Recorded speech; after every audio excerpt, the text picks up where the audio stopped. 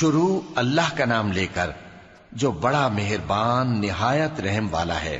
لوگو اپنے پروردگار سے ڈرو کہ قیامت کا زلزلہ ایک حادثہ عظیم ہے۔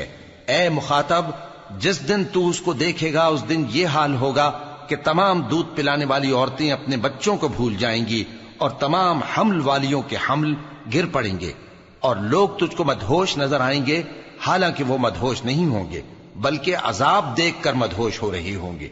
بے شک اللہ کا عذاب بڑا سخت ہے، اور بعض لوگ ایسے ہیں جو اللہ کی شان میں علم کے بغیر جھگڑتے اور ہر شیطان سرکش کی پیروی کرتے ہیں، جس کے بارے میں لکھ دیا گیا ہے کہ جو اسے دوست رکھے گا تو وہ اس کو گمراہ کر دے گا اور دوزخ کے عذاب کا رستہ دکھائے گا۔ لوگو، اگر تم کو مرنے کے بعد جی اٹھنے میں کچھ شک ہو تو ہم نے تم کو پہلی بار بھی تو پیدا کیا تھا، یعنی ابتدا میں مٹی سے، پھر اس سے نطفہ بنا کر، پھر اس سے خون کا لوتھڑا بنا کر، پھر اس سے بوٹی بنا کر جس کی بناوٹ کامل بھی ہوتی ہے اور ناقص بھی، تاکہ تم پر اپنی خالقیت ظاہر کر دیں۔ اور ہم جس کو چاہتے ہیں ایک میعاد مقرر تک پیٹ میں ٹھہرائے رکھتے ہیں، پھر تم کو بچہ بنا کر نکالتے ہیں، پھر تم جوانی کو پہنچتے ہو، اور بعض قبل از پیری مر جاتے ہیں، اور بعض بڑھاپے کی نہایت خراب عمر کی طرف لوٹائے جاتے ہیں کہ بہت کچھ جاننے کے بعد بالکل بے علم ہو جاتی ہیں۔ اور اے دیکھنے والے، تو دیکھتا ہے کہ ایک وقت میں زمین خشک پڑی ہوتی ہے، پھر جب ہم اس پر مے برساتے ہیں تو وہ شاداب ہو جاتی اور ابھرنے لگتی ہے اور طرح طرح کی بارونق چیزیں اگاتی ہے۔ ان قدرتوں سے ظاہر ہے کہ اللہ ہی قادر مطلق ہے جو برحق ہے، اور یہ کہ وہ مردوں کو زندہ کر دیتا ہے، اور یہ کہ وہ ہر چیز پر قدرت رکھتا ہے، اور یہ کہ قیامت آنے والی ہے اس میں کچھ شک نہیں، اور یہ کہ اللہ سب لوگوں کو جو قبروں میں ہیں جلا اٹھائے گا، اور لوگوں میں کوئی ایسا بھی ہے جو اللہ کی شان میں بغیر علم کے اور بغیر ہدایت کے اور بغیر کتاب روشن کے جھگڑتا ہے اور تکبر سے گردن موڑ لیتا ہے تاکہ لوگوں کو اللہ کے رستے سے گمراہ کر دے۔ اس کے لیے دنیا میں ذلت ہے، اور قیامت کے دن ہم اسے عذاب آتش سوزاں کا مزہ چکھائیں گے۔ اے سرکش، یہ اس کفر کی سزا ہے جو تیرے ہاتھوں نے آگے بھیجا ہے، اور اللہ اپنے بندوں پر ظلم کرنے والا نہیں۔ اور لوگوں میں بعض ایسا بھی ہے جو کنارے پر کھڑا ہو کر اللہ کی عبادت کرتا ہے، اگر اس کو کوئی دنیاوی فائدہ پہنچے تو اس کے سبب مطمئن ہو جائے، اور اگر کوئی آفت پڑے تو منہ کے بل لوٹ جائے، یعنی پھر کافر ہو جائے۔ اس نے دنیا میں بھی نقصان اٹھایا اور آخرت میں بھی، یہی تو صاف نقصان ہے۔ یہ اللہ کے سوا ایسی چیز کو پکارتا ہے جو نہ اسے نقصان پہنچائے اور نہ فائدہ دے سکے، یہی تو پرلے درجے کی گمراہی ہے۔ بلکہ ایسے شخص کو پکارتا ہے جس کا نقصان فائدے سے زیادہ قریب ہے۔ ایسا دوست بھی برا اور ایسا ساتھی بھی برا۔ جو لوگ ایمان لائے اور عمل نیک کرتے رہے، اللہ ان کو بہشتوں میں داخل کرے گا جن کے نیچے نہریں بہ رہی ہیں۔ کچھ شک نہیں کہ اللہ جو چاہتا ہے کرتا ہے۔ جو شخص یہ گمان کرتا ہو کہ اللہ اس کو دنیا اور آخرت میں مدد نہیں دے گا، تو اس کو چاہیے کہ اوپر کی طرف یعنی اپنے گھر کی چھت میں ایک رسی باندھے، پھر اس سے اپنا گلا گھونٹ لے، پھر دیکھے کہ آیا یہ تدبیر اس کے غصے کو دور کر دیتی ہے۔ اور اسی طرح ہم نے اس قرآن کو اتارا جس کی تمام باتیں کھلی ہوئی ہیں، اور یہ یاد رکھو کہ اللہ جس کو چاہتا ہے ہدایت دیتا ہے۔ جو لوگ مومن یعنی مسلمان ہیں اور جو یہودی ہیں اور ستارہ پرست اور عیسائی اور مجوسی اور مشرک، اللہ ان سب میں قیامت کے دن فیصلہ کر دے گا۔ بے شک اللہ ہر چیز سے باخبر ہے۔ کیا تم نے نہیں دیکھا کہ جو مخلوق آسمانوں میں ہے اور جو زمین میں ہے، اور سورج اور چاند اور ستارے اور پہاڑ اور درخت اور چوپائے اور بہت سے انسان اللہ کو سجدہ کرتے ہیں، اور بہت سے ایسے ہیں جن پر عذاب ثابت ہو چکا ہے، اور جس شخص کو اللہ ذلیل کرے اس کو کوئی عزت دینے والا نہیں۔ بے شک اللہ جو چاہتا ہے کرتا ہے۔ یہ دو فریق ایک دوسرے کے دشمن اپنے پروردگار کے بارے میں جھگڑتے ہیں، تو جو کافر ہیں ان کے لیے آگ کے کپڑے قطع کیے جائیں گے اور ان کے سروں پر جلتا ہوا پانی ڈالا جائے گا، اس سے ان کے پیٹ کے اندر کی چیزیں اور کھالیں گل جائیں گی، اور ان کے مارنے کے لیے لوہے کے ہتھوڑے ہوں گے۔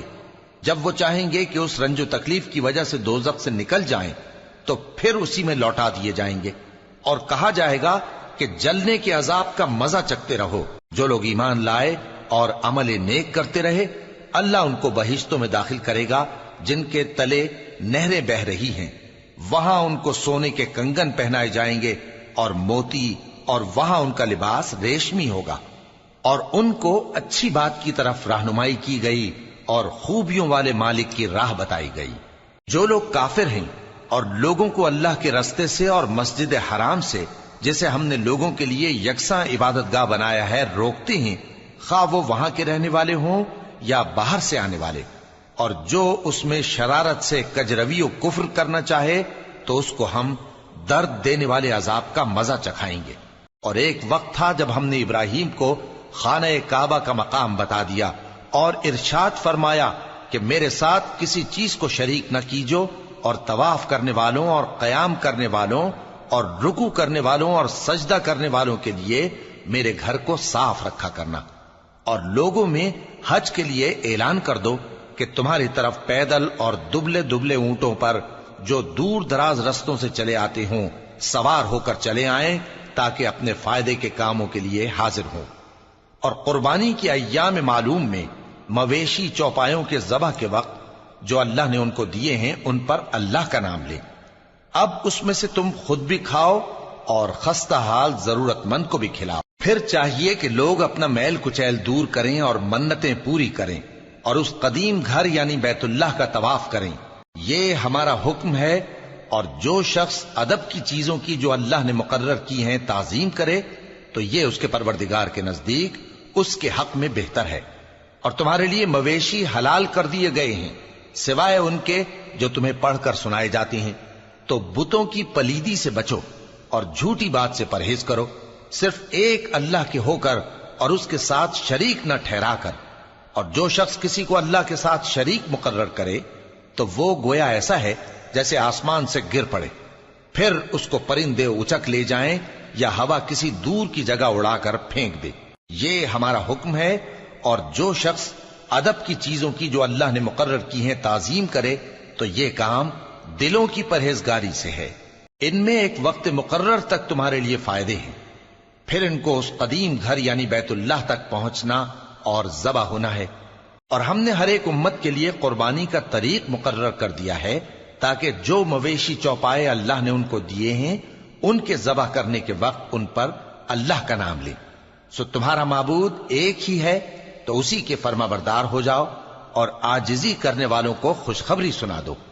یہ وہ لوگ ہیں کہ جب اللہ کا نام لیا جاتا ہے تو ان کے دل ڈر جاتے ہیں، اور جب ان پر مصیبت پڑتی ہے تو صبر کرتے ہیں اور نماز آداب سے پڑھتے ہیں، اور جو مال ہم نے ان کو عطا فرمایا ہے اس میں سے نیک کاموں میں خرچ کرتے ہیں۔ اور قربانی کے اونٹوں کو بھی ہم نے تمہارے لیے اللہ کے شعائر مقرر کیا ہے، ان میں تمہارے لیے فائدے ہیں، تو قربانی کرنے کے وقت قطار باندھ کر ان پر اللہ کا نام لو، پھر جب پہلو کے بل گر پڑیں تو ان میں سے کھاؤ، اور قناعت سے بیٹھ رہنے والوں اور سوال کرنے والوں کو بھی کھلاؤ۔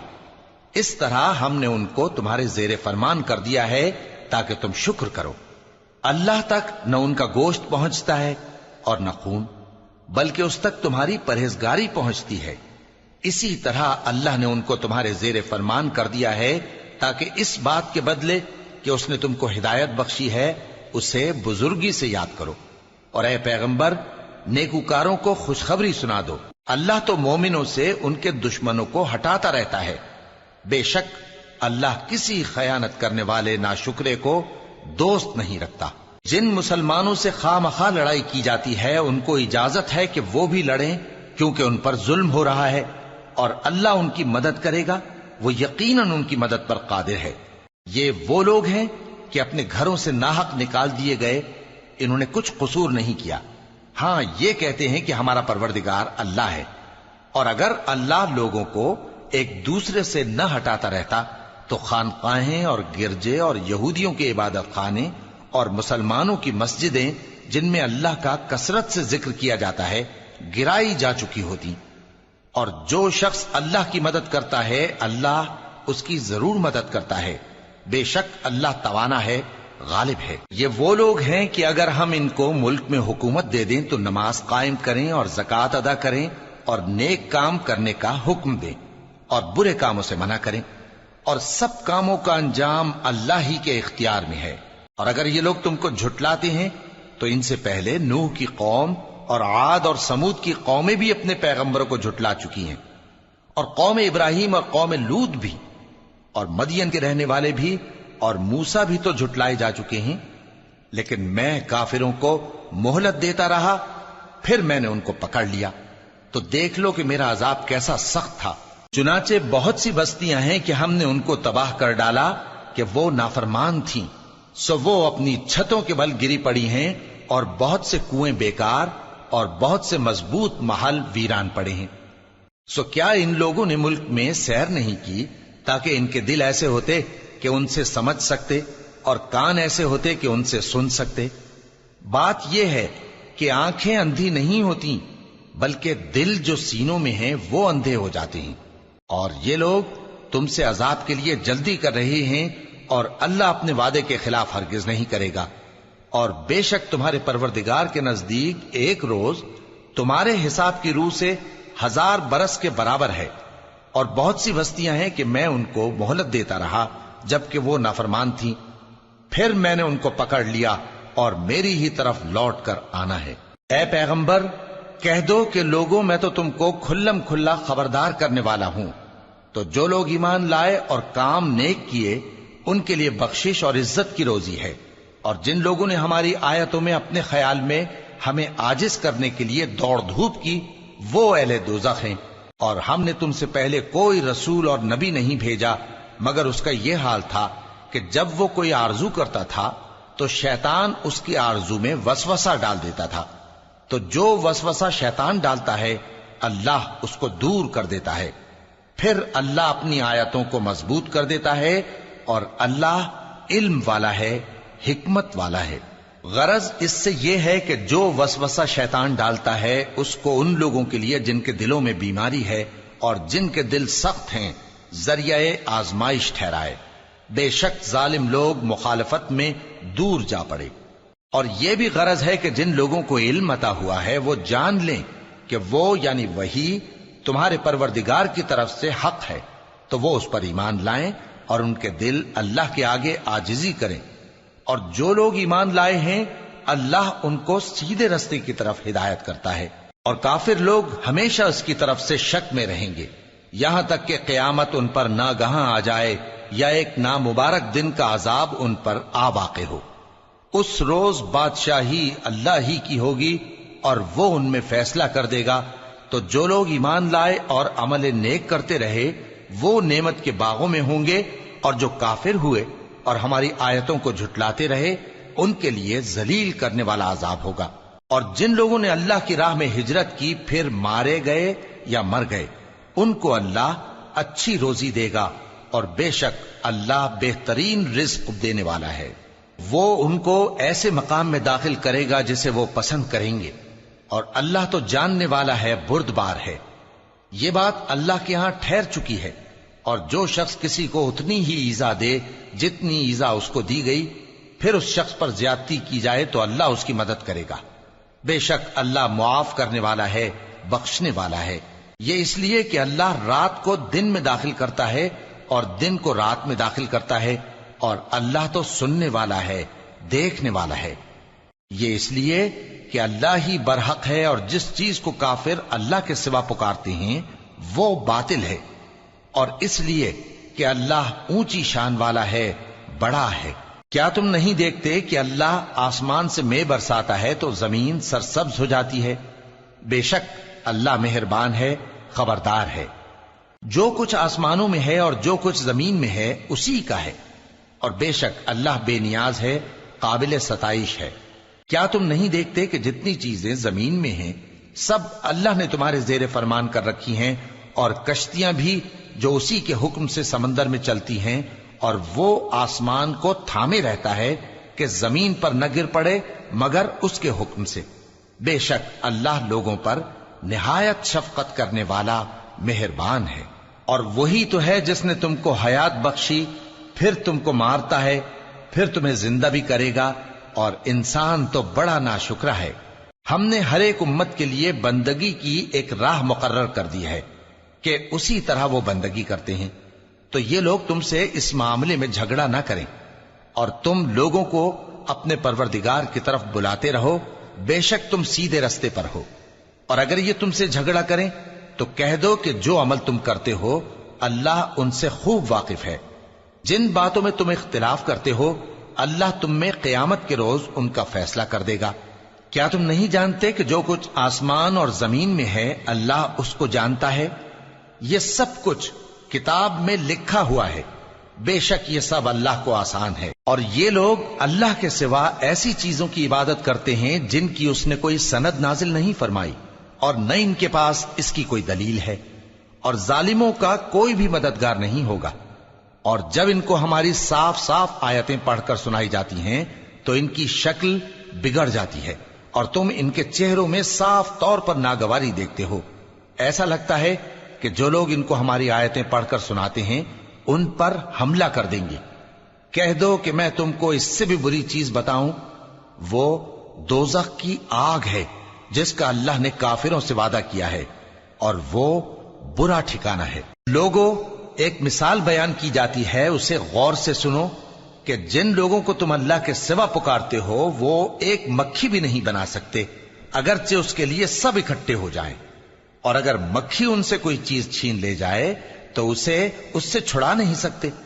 طالب اور مطلوب یعنی عابد اور معبود دونوں گئے گزرے ہیں۔ ان لوگوں نے اللہ کی قدر جیسی کرنی چاہیے تھی نہیں کی۔ کچھ شک نہیں کہ اللہ زبردست ہے، غالب ہے۔ اللہ فرشتوں میں سے پیغام پہنچانے والے منتخب کر لیتا ہے اور انسانوں میں سے بھی۔ بے شک اللہ سننے والا ہے، دیکھنے والا ہے۔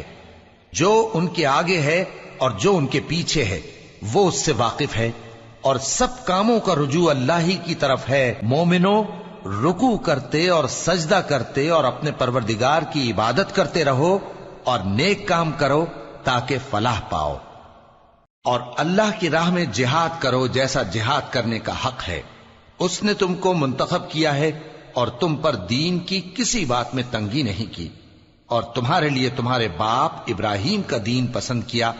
اسی اللہ نے پہلے یعنی پہلی کتابوں میں تمہارا نام مسلم رکھا تھا، اور اس کتاب میں بھی وہی نام رکھا ہے۔ تو جہاد کرو تاکہ پیغمبر تمہارے بارے میں گواہ ہوں اور تم لوگوں کے مقابلے میں گواہ رہو۔ سو مسلمانوں، نماز قائم کرو اور زکوٰۃ دو اور اللہ کے دین کی رسی کو پکڑے رہو، وہی تمہارا دوست ہے۔ سو وہ کیا خوب دوست ہے اور کیا خوب مددگار ہے۔